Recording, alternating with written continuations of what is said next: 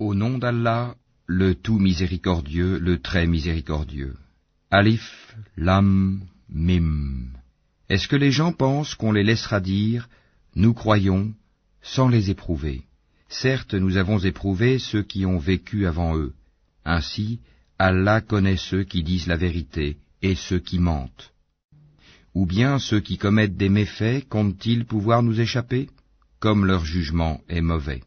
Celui qui espère rencontrer Allah, le terme fixé par Allah va certainement venir.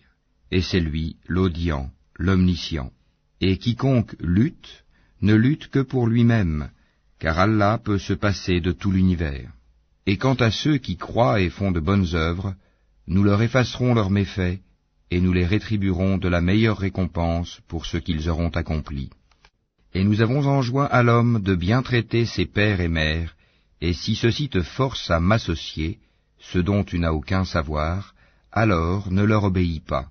Vers moi est votre retour, et alors je vous informerai de ce que vous faisiez.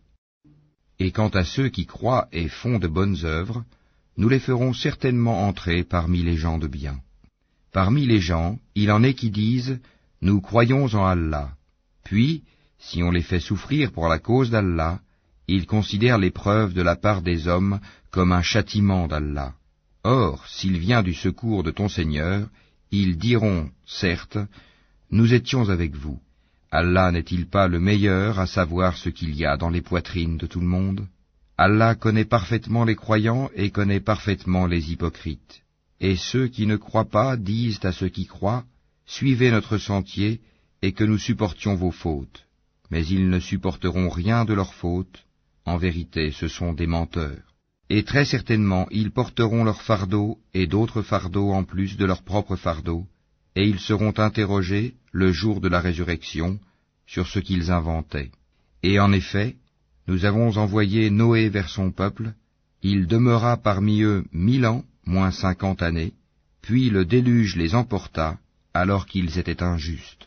Puis nous le sauvâmes, lui et les gens de l'arche, et nous en fîmes un avertissement pour l'univers.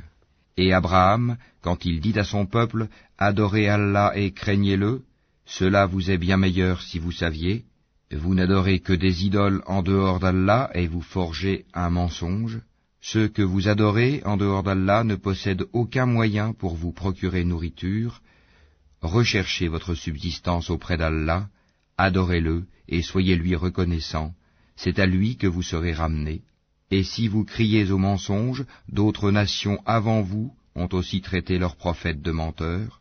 Aux messagers, cependant, n'incombe que la transmission claire. Ne voit-il pas comment Allah commence la création puis la refait? Cela est facile pour Allah. Dis, parcourez la terre et voyez comment il a commencé la création, puis comment Allah crée la génération ultime, car Allah est omnipotent. Il châtie qui il veut et fait miséricorde à qui il veut, et c'est vers lui que vous serez ramenés. Et vous ne pourrez vous opposer à sa puissance ni sur terre ni au ciel, et il n'y a pas pour vous, en dehors d'Allah, ni allié, ni secoureur. Et ceux qui ne croient pas au verset d'Allah et à sa rencontre, désespèrent de ma miséricorde, et ceux-là auront un châtiment douloureux.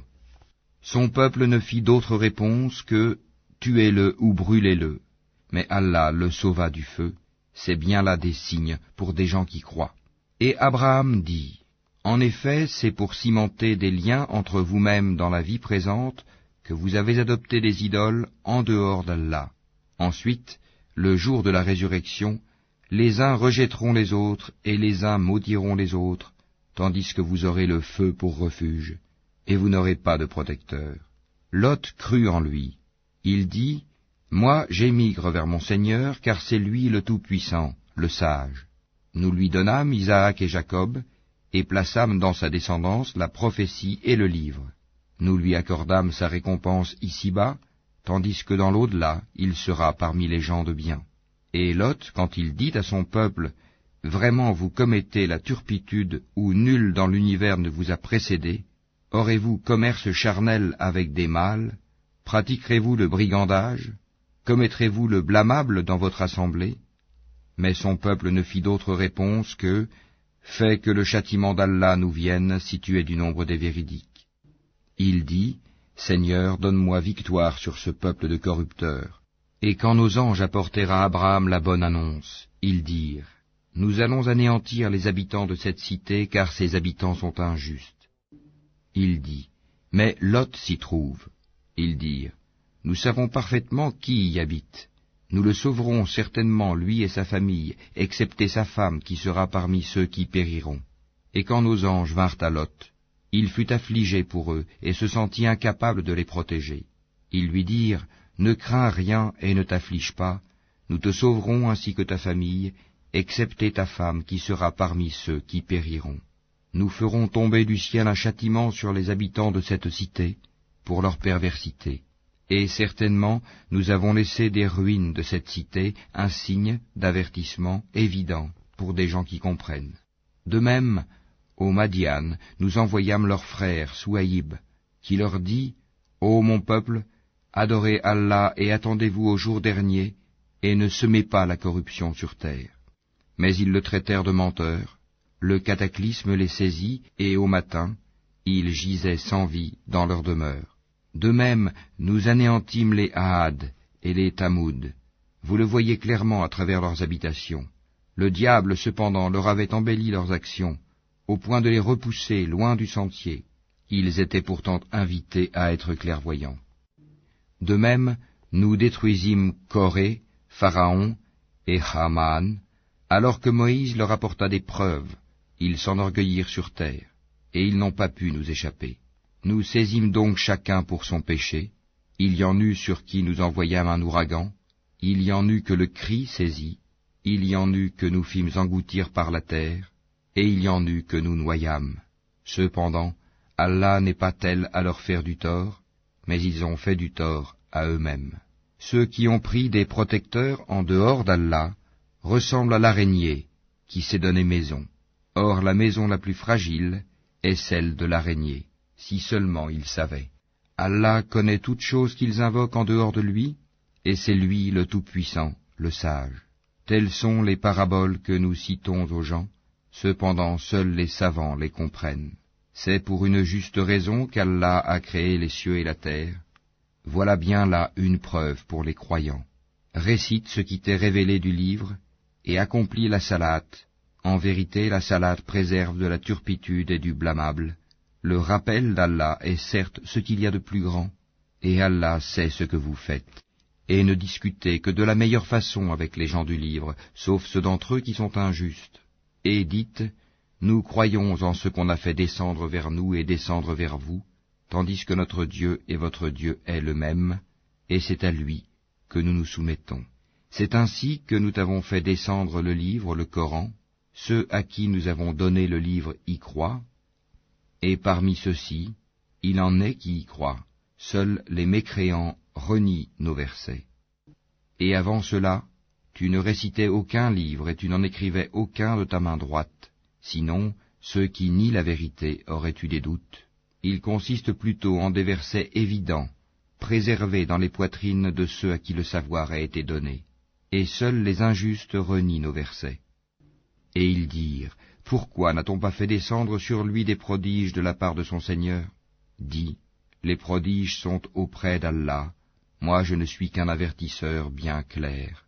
Ne leur suffit-il donc point que nous ayons fait descendre sur toi le livre et qu'il leur soit récité? Il y a assurément là une miséricorde et un rappel pour des gens qui croient.